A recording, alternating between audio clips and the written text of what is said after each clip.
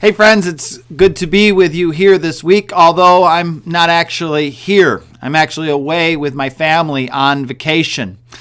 This is a sacred time for us, and it's important for me to take some time to put away all the stuff related to work and just to focus on being with family. Now, this is not an easy thing to do. We're entering a very busy time of the year for the pastor, and there are many different things that are vying for my attention. And it was easy for me to ask the question if I was able to afford to take this time, but I knew the answer was really that I could not afford not to take this time.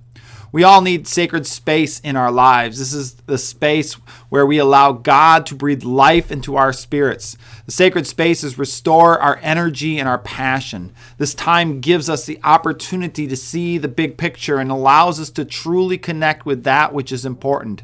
Sacred spaces provide insight, they fuel creativity, and they get us thinking outside the box. Now you may be thinking to yourself, well, what are these sacred spaces? A few examples of the sacred spaces include morning devotions, family dinners without the television or digital devices, Sunday morning worship, family vacations without email or phone calls from work, an afternoon nap or quiet time, retreat for planning, review, and reflection, date night with your spouse. How about 8 hours of sleep at night?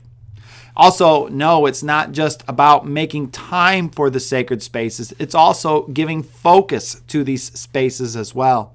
We set aside Sunday morning for worship, but instead of focusing on connecting with God, oftentimes our mind is wandering about the afternoon activities that we will be involved in.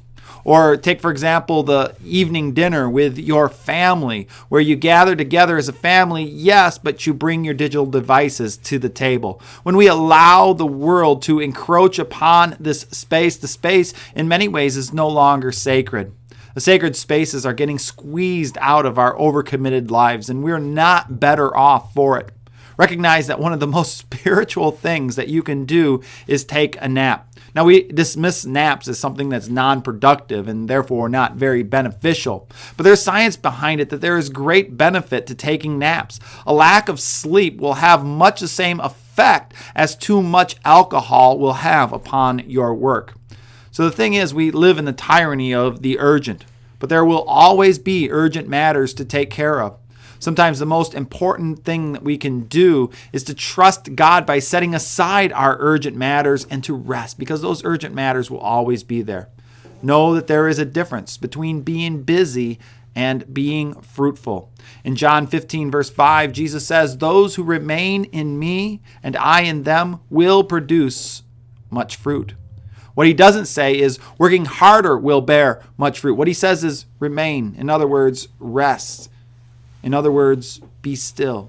It's recognizing that there is nothing more important than the relationship that we have with Jesus. Everything else is a distraction from what is truly important. If this one relationship is not right in our life, then nothing else will be right. Sacred spaces is ultimately about making space for Jesus.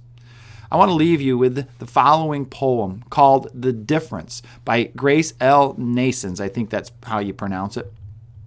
She writes, "I got up early one morning and rushed right into the day.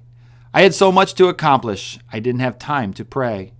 Problems just tumbled about me and grew heavier with each task. Why doesn't God help me, I wondered. He answered, you didn't ask. I wanted to see the joy and beauty, but the day toiled on, gray and bleak. I wondered why God didn't show me. He said, but you didn't seek. I tried to come into God's presence. I used all my keys at the lock. God gently and lovingly chided, my child, you didn't knock. I woke up early this morning and paused before entering the day. I had so much to accomplish that I had to take time to pray."